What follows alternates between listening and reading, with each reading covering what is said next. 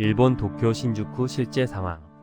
예언이고 뭐고 우리에게 내린 재앙은 전부 한국 때문이에요. 자존심 상하게 한국인 구조 도움 따윈 필요 없어요. 자국 일본인들의 발언을 한심하다는 듯 들었지만 이 여성은 한국과 관련한 엄청난 과거를 가지고 있습니다. 이번 산산 구조 현장에서 또 한 번 기막힌 인연을 발견했다고 하는데요. 어떤 사연인지 바로 들어보겠습니다. 안녕하세요. 저는 일본 긴급구조대에서 근무 중인 29살 아오이입니다. 이번 난카이 대지진부터 연달아 찾아온 태풍 산산 때문에 주변에서는 나이도 어리고 여자인데 구조대 활동은 그만하고 다른 일을 알아보라는 이야기를 많이 들었지만 제 인생은 13년 전에 어쩌면 끝났을지도 모릅니다. 새 삶을 받았다는 생각으로 봉사하는 마음으로 기쁘게 일을 하고 있습니다. 그 13년 전 사건 때문에 한동안 악몽도 꾸고 트라우마가 남아있어 상담도 많이 받았습니다.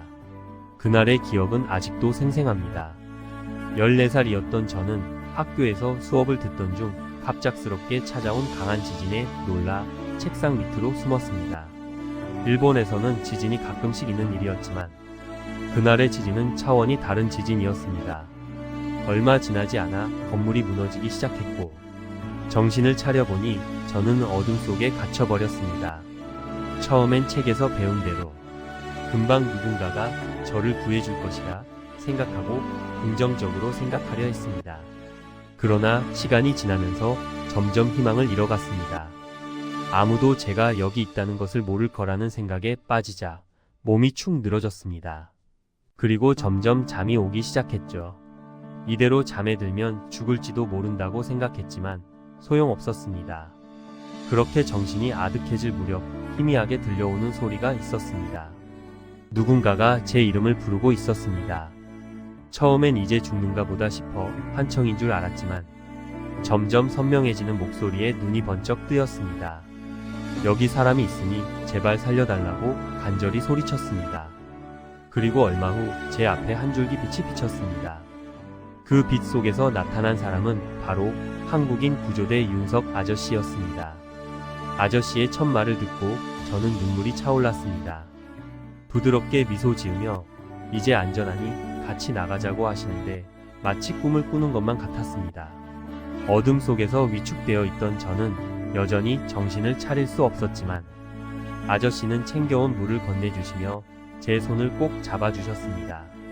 윤석 아저씨의 따뜻한 손길과 차분한 목소리에 조금씩 진정할 수 있었습니다. 자네들 사이를 빠져나가는 동안 아저씨는 계속해서 말을 걸며 저를 안심시켜 주셨습니다. 도대체 이 좁고 어두운 통로를 어떻게 찾아왔나 싶을 정도로 놀라웠습니다. 구조 과정에서 윤석 아저씨의 뛰어난 기술이 빛을 발했습니다.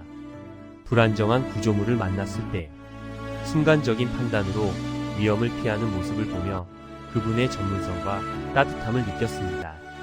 한참 후에야 밖으로 나왔을 때 저는 처음으로 재난의 규모를 실감했습니다.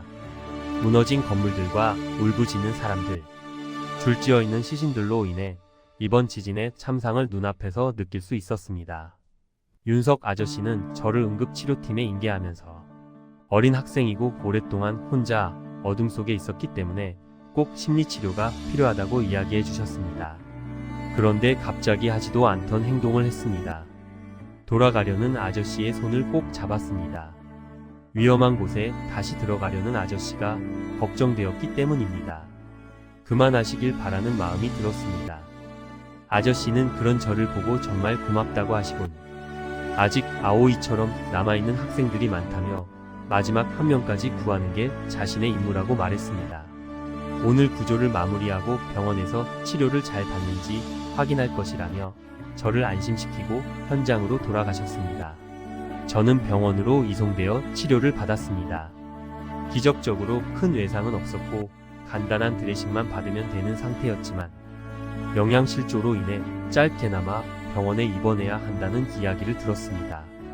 부모님은 불이 나게 달려와 저를 끌어안으며 우리 딸이 살아 돌아왔다며 오열하셨습니다. 저는 이 모든 것이 한국 아저씨 덕분이라고 했습니다. 그날 밤 정말 윤석 아저씨는 제 병실로 찾아와 괜찮냐고 한 번 더 물어봐 주셨습니다.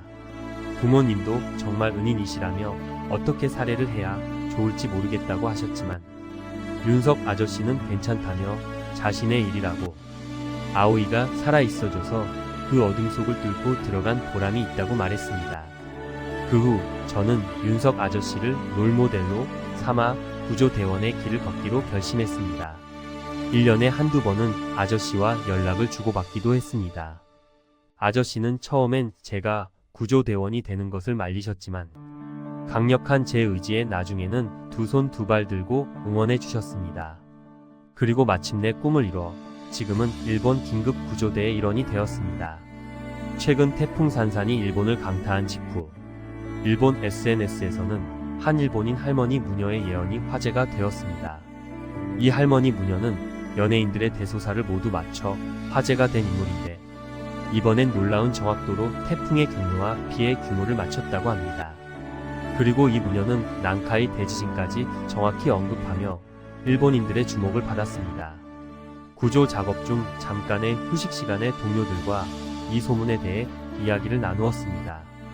대부분은 반신반의하는 반응이었지만 저는 왠지 모르게 그 무녀의 말이 신경 쓰였습니다. 이 무녀는 동일본 때 지진도 5년 전에 예언했고 그것이 그대로 맞아떨어졌기 때문입니다. 그날 밤 피로에 지친 채 숙소로 돌아온 저는 호기심에 이끌려 그 할머니 무녀에 대해 더 자세히 찾아보기 시작했습니다. 그리고 우연히 할머니 무녀의 예언 영상을 발견하게 되었습니다. 영상 속 할머니는 나지막한 목소리로 말씀하셨습니다. 일본에 큰 재앙이 닥칠 것이다. 과거의 죄를 씻지 않으면 더 큰 재앙이 올 것이다. 이 말씀에 저는 순간 등골이 오싹해졌습니다. 할머니 무녀는 이어서 관동 대학살에 대해 언급하셨는데 저는 그 단어가 무엇인지 전혀 알지 못했습니다. 호기심에 사로잡혀 바로 검색을 해보았고 그 순간 저는 충격에 빠졌습니다. 1923년 관동 대지진 당시 일본인들이 무고한 한국인들을 학살했다는 역사적 사실을 처음 알게 되었습니다. 학교에서 배운 적 없는 이 잔혹한 역사는 저를 큰 혼란에 빠뜨렸습니다. 할머니의 예언이 단순한 자연재해 예측을 넘어 과거의 죄에 대한 경고였다는 것을 깨달았습니다. 밤새 관련 자료를 찾아보며 저는 깊은 죄책감에 빠졌습니다. 이렇게 존재했다는 사실에 가슴이 아팠습니다. 동시에 한국의 역사와 문화에 대한 관심이 급격히 늘어났습니다. 다음날 구조 현장으로 복귀하면서도 머릿속은 온통 할머니 무녀의 예언과 관동 대학살에 대한 생각으로 가득 찼습니다. 그날 오후 무너진 건물 잔해 속에서 한 노인을 발견했습니다. 노인의 얼굴을 보는 순간 무녀 할머니의 모습이 겹쳐 보이는 듯한 착각에 빠졌습니다. 노인을 구조하는 동안 저는 마치 과거와 현재가 연결된 듯한 이상한 감정을 느꼈습니다. 구조를 마치고 노인과 대화를 나누던 중 할머니의 예언이 단순한 우연이 아니라는 확신이 들었습니다. 그날 이후로 저는 틈날 때마다 한국의 역사와 문화를 공부하기 시작했습니다. 과거의 잘못을 인정하고 반성하는 것이 앞으로 재앙을 막는 길이라고 믿게 되었기 때문입니다. 구조 작업을 마치고 집에 돌아와 인터넷 검색을 하던 중 우연히 731부대라는 키워드를 발견했습니다. 클릭해 들어간 순간 저는 충격에 빠졌습니다. 731부대는 세계대전 당시 일본이 중국 하얼빈에 설치한 비밀 실험기관이었습니다. 그들의 주요 임무는 생물학 무기 개발이었으며 그 과정에서 인간을 대상으로 한 끔찍한 실험들이 진행되었습니다. 그들의 실험 대상자들은 마루타라고 불렸는데 이는 통나무라는 뜻으로 일본인들은 인간을 물건처럼 취급했던 것입니다. 실험의 내용은 너무나 잔인해서 글로 옮기기조차 힘들었습니다. 생체 해부와 동상 실험, 각종 질병, 감염 실험 등 인간의 존엄성을 완전히 무시한 행위들이었습니다. 더 충격적인 것은 이 모든 일이 조직적으로 그리고 의사들과 과학자들이 가담한 가운데 이루어졌다는 사실이었습니다. 전쟁이 끝난 후 731부대의 지도자들은 그들의 잔혹한 실험을 통해 획득한 생물학 무기 관련 정보를 미국에 넘기는 대가로 면죄부를 받았다는 것입니다. 이 모든 정보를 접하면서 저는 점점 더 큰 분노와 슬픔을 느꼈습니다.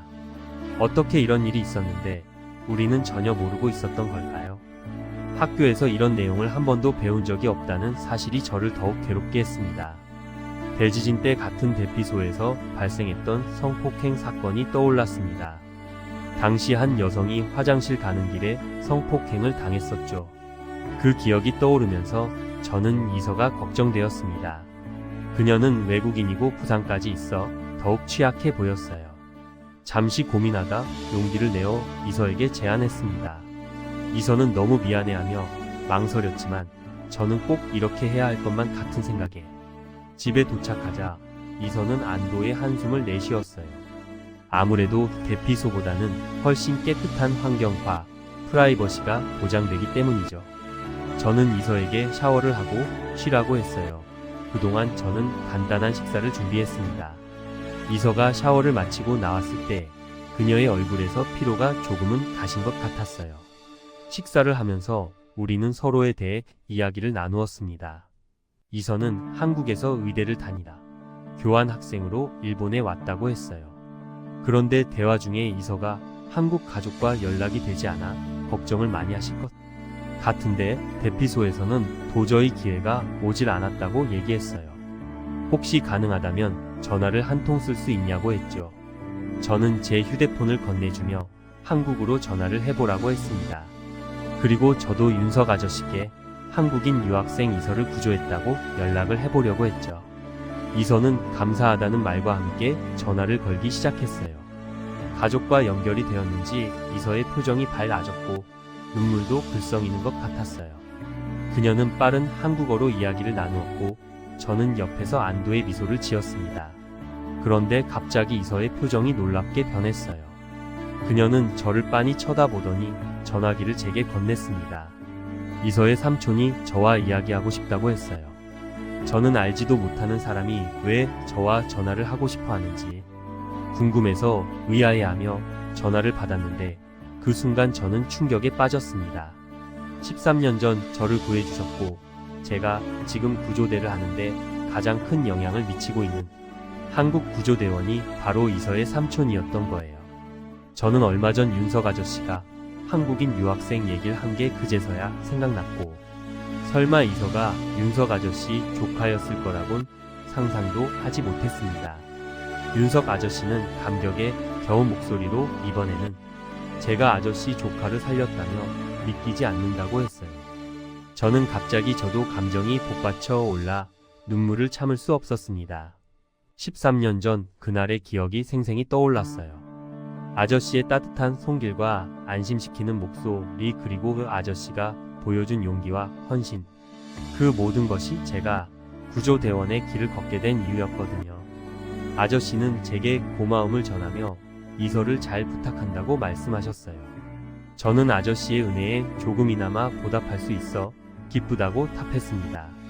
전화를 끊은 후 이서와 저는 서로를 바라보며 웃음 지었습니다. 이 우연한 만남이 얼마나 특별한 것인지 우리 둘 다 잘 알고 있었어요. 그날 밤 우리는 늦게까지 이야기를 나눴습니다. 이서는 삼촌에 대한 이야기를 저는 13년 전 구조된 경험을 서로에게 들려주었어요. 우리의 이야기가 맞물리면서 마치 퍼즐 조각이 맞춰지는 것 같았습니다. 다음날 아침 저는 새로운 각오로 일어났어요. 이서를 통해 윤석 아저씨와 연결되면서 제가 왜 이 일을 하는지 다시 한번 깨닫게 되었습니다. 구조대원으로서의 사명감이 더욱 강해졌어요. 이서의 부상이 완전히 나을 때까지 그녀는 제 집에 머무르기로 했어요. 윤석 아저씨의 조카라는 걸 알게 된 후로 마치 제 가족처럼 느껴졌죠. 무녀 할머니의 예언대로 일본이 죗값을 치러야 하겠지만 오늘 아오이 씨의 사연 어떻게 들으셨나요? 이 정말 말도 안 되는 감동적인 이야기였는데요. 한국 때문에 이 일이 생겼다는 주장을 하는 일본인들도 있다는 점에 분개했습니다. 앞으로 또 다른 재앙이 들이닥친다는 예언가의 말에 어떻게 생각하시는지 댓글 많이 달아주세요. 구독과 좋아요 꾹 눌러주시고 다음에 더 좋은 사연으로 찾아오겠습니다.